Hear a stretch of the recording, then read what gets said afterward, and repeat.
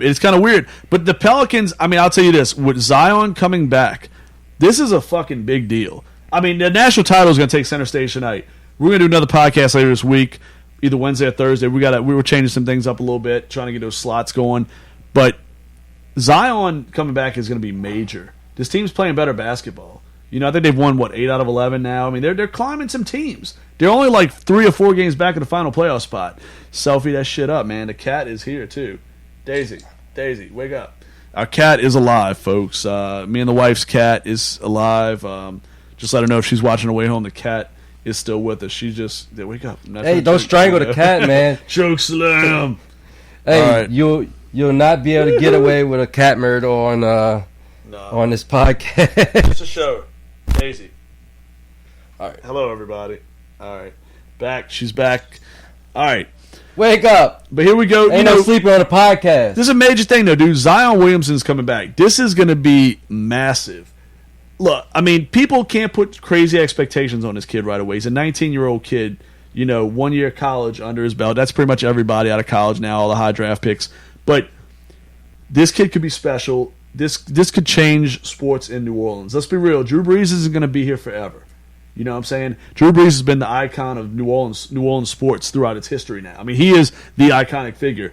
Zion has all the potential to be that next guy. You know what I'm saying? As many great players as the Saints have, Michael Thomas, Cam Jordan, everybody. Sure, Zion has the star power. You sure Taysom Hill's not that next guy? I think Taysom Hill's going to be the next quarterback, but that's a whole other story. We had the linkage today. I mean, we already heard about Bridgewater being affiliated with people talking with the Bears, which that makes perfect sense to me. Oh, dude, I love Teddy, man. I have nothing against Teddy.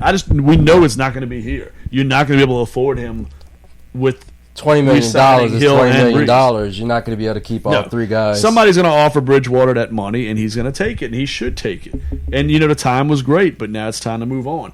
But what do you think? Let me ask you this, man, to get back to the NFL for a minute. What did you think about this weekend, man? I mean, obviously the big surprise, the Ravens, Mark Ingram, Lamar Jackson, those Ravens, they're done. Tennessee. I think they ran into the worst matchup they could. Team that matched their physicality, pretty much. Yeah, I mean, they're probably, the most physical team left in these playoffs. Yeah. Maybe outside of maybe the 49ers. Yeah. But they weren't able to get the fourth downs, the conversions that they've gotten all year. I mean, they just crushed the middle of that line, and they had no push whatsoever from their line. Early on in the first half, a lot of drop passes from Lamar Jackson's receivers.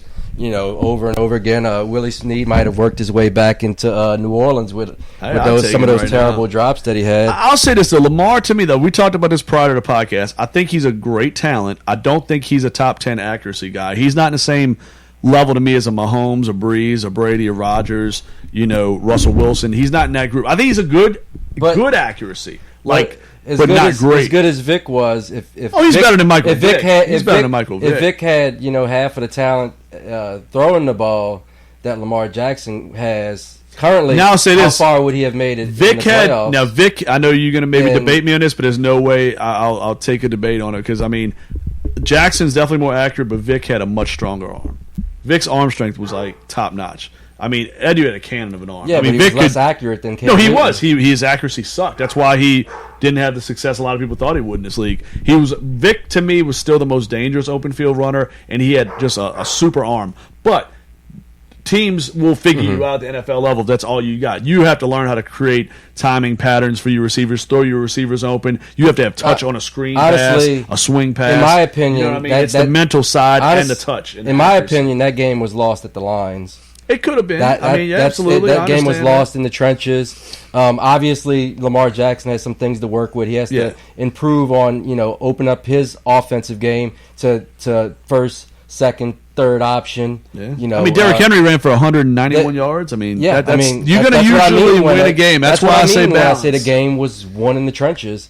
The Ravens could get no push, and on offense, the Titans pushed the Ravens defense around every which way. I mean, they really felt the loss of some of those linebackers and defensive linemen that they've lost in the offseason. Well, let's look at the league as a whole and say, okay, look what happened this weekend. Outside of one game, all right, you have 4 games that went on.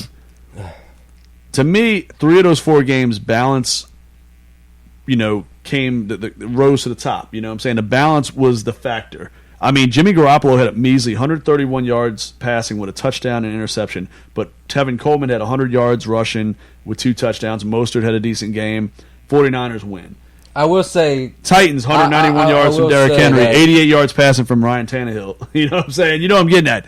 Then you go to the game. You know okay. Packers, Aaron Jones to me. Now the last time that became closer than we need to be. Aaron Jones still a huge factor. The one game though that you didn't need to run the ball because this dude's just freaking on another planet is Patrick Mahomes and the Chiefs, what they did to the Texans. Is that the worst loss in Houston sports history? I mean, it bends the mind to even think how you can be up 24-0 and still lose by 20 points. How does that even occur? You know, how do you get up 24-0 and are losing by 4 at halftime? You know, how does that even happen? How do you do that in one quarter? That's what I'm saying. To me, I had a real feeling.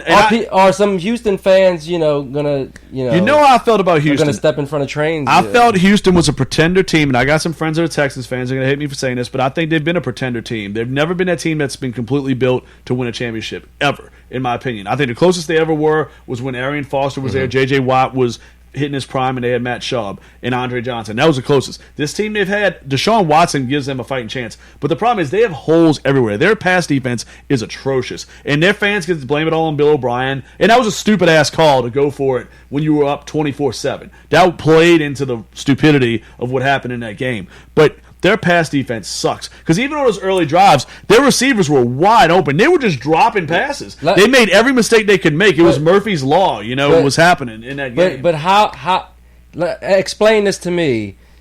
Bill O'Brien on 4th and 1 from about the 13-yard line kicks a field goal. But from his own 31-yard line, he does a fake punt that had zero chance of ever fooling anybody. I mean, if you're gonna go for it for on 4th and 1 from your own 31, put the ball in Deshaun Watson's hands and let him make a play. Absolutely. That's what was working. Is O'Brien a top 10 coach? No, hell no. Okay, he's in that bottom percentile of the league. He's not the worst coach, but he's far from the best. But my problem is this: Houston fans need to get it through their mind. This team is not ready to win a title. Offensive line's much better off. They got Laramie Tunsil, the kid Howard's playing pretty good, the rookie, the first-round pick. But their defense, which was their calling card for many years, they are shit on defense. Their defense is not very good at all. Their secondary, they have a bunch of retreads like Vernon Hargraves and Garyon Conley. They don't have Matthew back there anymore. Watt is not the player he once was. He's kind of a part-time rotational player at this point. As great as he is, as much as I love J.J. Watt, he's no longer an elite end in this league, in my opinion. Let's take a little break in the action. I have to welcome some of our super duper fans. Somebody that we want to get in the house. Somebody that we want to get to Chalmette one day. If we could ever get her out of Miami or L.A., Los Angeles. Lil Weemsy. Hey, there we go. Lil Weemsy's got to get up there. She's got to come down, catch a show in Chalmette. Man, we had a lot of old friends there. It was a really cool night. I mean, lots of cool shit was happening there. Great show. I mean, that was just killer with Chopper, man. Another fan of ours, and we're a fan of your work, too. Little Feet Heather Lemeronsky. What's going on, Heather? I will get some Wayne going soon. You got to make it to the show. I know Heather's a big New Orleans rap lover. Get that ID fixed so we can see you at the show. Yeah, man, you don't even need ID at that last show, man. We had Poncho's people was there. They could have got you in. Yeah, the Narcs might ID you. Yeah, the Narcs. Yeah, the undercover Narcs over there. No, but hey, man, I'll say this though, man. Houston's defense, to me, is not very good. You know what I'm saying? I blame the defense more. How can you just give up the plays that you gave up? I mean, Mahomes had 5 touchdowns. 4 came in the second quarter. You can't allow that to happen.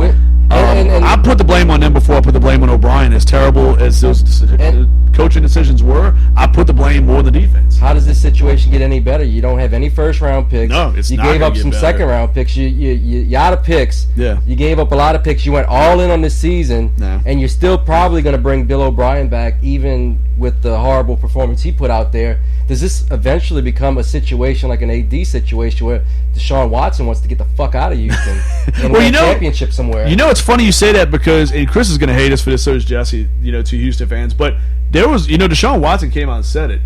he had no desire to play in Houston. We're having some complaints. They're saying we're going in and out. In and out. Yeah, in Like and out burger?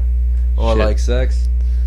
All right, hold on. Let's see. What seems to be the problem? We're in and out still. Is or it? what? Is it? I mean, it might be because What's that? they're going from here, maybe. I really don't know. Everything. You got the. Oh wait, did you put the sound wire in the right laptop or what? Yeah. Sound wires in there. I mean, our sound is coming from here. that's probably why. That's probably why it's going in and out. Is it the sound or is it the video? Because you're going Spreaker through the laptop. Yeah, tell us. Is it the? Yeah, let us know, Is it the 'cause sound or is it the video? The internet usually sucks here in Canada to begin with, and it's been really shaky today internet-wise. I know I've been all over town with the stuff we do, in the daytime, and man, I tell you, the internet was crappy downtown. There's just so much going on. But anyway, I just want to say this: Houston's got. I don't want to spend the whole show in Houston, Texas, but they're going to have some problems.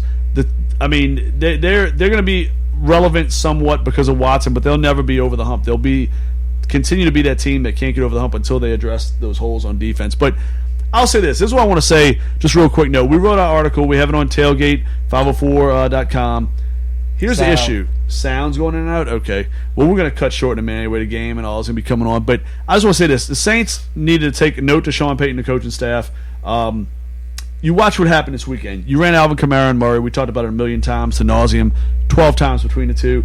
Derrick Henry got 30 carries. Tevin Coleman got 22 carries alone. Those teams won their games in pretty much easy fashion. But you have to have balance because you do. The 49ers came out throwing early on to loosen up the defense. Well, they showed that. And then they soul crushed them by running over. But them the run game is what was the difference.